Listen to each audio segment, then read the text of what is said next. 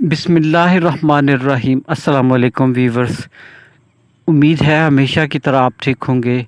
आज की वीडियो हमारी खुलफाए राशिदीन के सिलसिले के बारे में है और ये उसका दूसरा पार्ट है। पहला पार्ट इंशाल्लाह वो भी आपको ग्रुप उसमें चैनल में मिल जाएगा। तो इसमें हम दूसरे खलीफा हज़रत उमर फ़ारूक खलीफा दोम हज़रत उमर फ़ारूक रज़ी अल्लाह ताला अन्हो के बारे में हम पढ़ेंगे। उनका तारुफ़, उनका दौर खिलाफत, उनके कारनामे, उनकी जंगी महारतें और उनकी नुमायाँ औसाफ़, ये सारी चीज़ें हम इंशाल्लाह इस वीडियो में पढ़ेंगे। तो आपसे गुजारिश है कि इस वीडियो के शुरू से एंड तक आप चैनल के साथ रहिएगा और वीडियो को शेयर करें ताकि आपको आने वाली नई वीडियो आपको मिलती रहें। तो चलिए वीडियो शुरू करते हैं। तो जहाँ तक हज़रत उमर फ़ारूक रज़ी अल्लाह ताला अन्हु के दौर खिलाफत का ताल्लुक़ है ना, आपने 13 हिजरी से 23 हिजरी तक जो है वह खिलाफत के फ़राइज़ सर अंजाम दिए 10 साल तक तकरीबन। और अगर सन ईस्वी की तरफ जाएँ तो 634 ईस्वी से 644 ईस्वी तक आपका दौर खिलाफत रहा। तो आपका नाम उमर है और कुनियत अबू हफ़स, यह आपकी बेटी हफ्सा की वजह से अबू हफ़स आपकी कुनियत बनी है। और फ़ारूक आपका लक़ब था जिसके मानी है हक़ और बातिल में फ़र्क करने वाला। और आपके वालिद का नाम ख़त्ताब बिन नुफ़ैल, ये याद रखिएगा। और वालदा का नाम खंतुमा। आप नबी करीम सल्लल्लाहु अलैहि वसल्लम की पैदाइश के 13 साल बाद पैदा हुए। हज़ूर सल्लल्लाहु अलैहि वसल्लम 571 ईस्वी में पैदा हुए, जबकि हज़रत उमर 584 में 10 साल का वक्फ़ा मक्का में पैदा हुए। और आपका ताल्लुक़ कबीले कुरैश की शाख बनु अदी से था, ये याद रखिएगा। और आपके नुमाया खसूसियात में नसब दानी का फ़न, यह आपने अपने अब्बा अजदाद से सीखा था। और शुजाअत और बहादुरी में आप बेमिसाल हैं। और हमेशा से आप पढ़ते आए हैं कि हज़रत उमर फ़ारूक रज़ी अल्लाह ताला अन्हु हमेशा से बहादुर थे।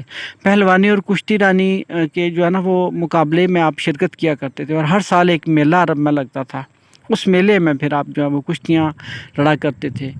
और खताबत और तकरीर और इल्मियत आपकी नुमायाँ खसूसियात हैं। आगे कबूल इस्लाम, नबी करीम सल्लल्लाहु अलैहि वसल्लम की दुआ आपके बारे में कबूल हुई थी। नबी करीम सल्लल्लाहु अलैहि वसल्लम ने 2 अशख़ास के बारे में दुआ की थी, एक अबू जहल और एक हज़रत उमर फ़ारूक। इस्लाम लाने से पहले ये दोनों इस्लाम के बहुत बड़े दुश्मन थे और कुफ़ार की ये बहुत बड़ी उसकी मुशरिकीन की और इस्लाम दुश्मनों की ये बहुत बड़ी ताकत थे। लेकिन इस्लाम कबूल करने के बाद जो है ना हज़रत उमर की ज़िंदगी में बहुत तब्दीलियाँ आई और एक बहुत ही पारसा, नेक और बरगज़ीदा अलग सहाबा कराम में इनका शुमार होता है। और आपको मुराद पैगंबर इसलिए कहा जाता है कि आप नबी करीम सल्लल्लाहु अलैहि वसल्लम की दुआओं की कबूलियत हैं। और फिर हज़रत उमर की दुआ, हज़रत हज़ूर सल्लल्लाहु अलैहि वसल्लम की दुआ कबूल हुई थी और हज़रत उमर ने इस्लाम कबूल किया था। तो ये नबूवत के 6ठे साल ये वाक़या पेश आया और उस वक्त आपकी उम्र 32 साल थी। ग़ज़वात की बात करें तो तमाम ग़ज़वात में हज़ूर सल्लल्लाहु अलैहि वसल्लम के साथ हज़रत उमर ने शिरकत की और कारनामे दिखाए। सुलह हुदैबिया के मौका पर भी आपका जो है ना वो जलाल रुकता नहीं था। और इंतखाब खिलाफत 13 हिजरी को खलीफा अव्वल हज़रत अबू बकर सिद्दीक़ जब बीमार थे ना, तो उन्होंने हज़रत उमर से दरख्वास्त की कि आप इमामत फरमाया करें। तो जब आखिरी वक्त करीब आया तो हज़रत अबू बकर सिद्दीक़ ने सहाबा से हज़रत उमर के बारे में राय ली, इनकी खिलाफत के बारे में। तो अक्सर सहाबा ने आपकी सख्ती के बारे में शिकायत की कि उमर की तबीयत बहुत ज़्यादा सख्त है। तो फिर जो है ना बाद में फिर हज़रत अबू बकर सिद्दीक़ ने कहा कि मैं अल्लाह के यहाँ जवाब दूंगा कि मैंने उम्दा बंदे को, बहुत आला किस्म के इंसान को खिलाफत के लिए चुना। तो सहाबा कराम फिर इस पर मुतफ़िक़ हो गए और फिर जो है ना 13 हिजरी को आपका इंतखाब हुआ और आपको खलीफा मुंतखब किया गया। हिजरत मदीना, सबसे पहले अबू सलमा, फिर अब्दुल्ला बिन अशबील, फिर हज़रत बिलाल और हज़रत उम्मार बिन यासर ने हिजरत की थी मक्का से मदीना। तो उसके बाद हज़रत उमर ने भी सहाबा के साथ हिजरत मदीना की।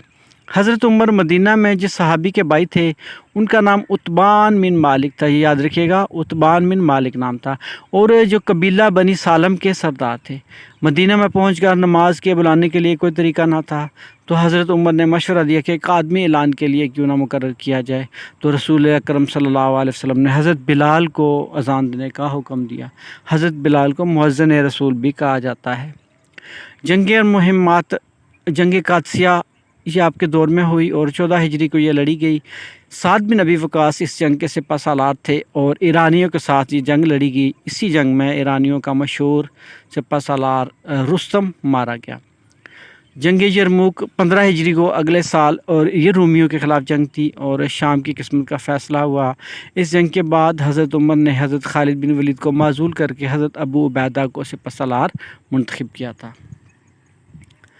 بیت المقدس بھی آپ کے دور میں فتح ہوا اور سب سے پہلے آپ نے جو ہے اس کی چابی حاصل کی 16 ہجری کو نجران کے سائیوں کو حجاز سے نکالا، اور پھر 21 ہجری میں مصر کی فتح حضرت عمر بن العاص جو ہے ان کے وہ سپہ سالار تھے اور ان کو فاتح مصر بھی کہا جاتا ہے، یاد رکھیے گا، عمر بن العاص کو فاتح مصر بھی کہا جاتا ہے۔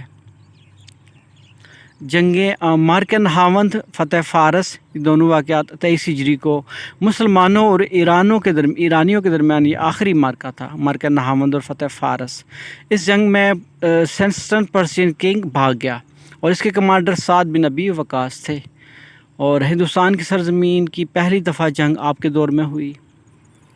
اور حضرت عمر کی اولیات، بیت المال، سن ہجری کا قیام، امیر المومنین، یہ اولیات سے مراد ہے کہ وہ ایسے کام جو حضرت عمر نے سب سے پہلے کیے، ان سے پہلے بالکل بھی نہیں تھے، تو اولیت ہے، یہ اولیات نہیں، اولیات ہیں، فرسٹ ایئر پرائرٹی، جس کو سب سے پہلے کام انہوں نے کیا۔ مالیات، سن ہجری کا قیام، بیت المال کا قیام، پھر اس کے بعد رضاکاروں کی تنخواہیں، ملک کی پیمائش، مردم شماری کروانا، نہریں کھدوانا، یہ سارے کام حضرت عمر کے وقت میں تھے۔ شہر آباد کرائے جن میں کوفہ، بصرہ، ہیرا اور فسطاط۔ اس کے بعد پھر ممالک کو 7 صوبوں میں تقسیم کرنا، تاجروں کی تجارت کو فروغ دینا، پھر دروں کا استعمال، جیل خانے قائم کیے، پولیس کا محکمہ قائم کیا، اور راتوں کو خود گشت کر کے حالات معلوم کیا کرتے تھے۔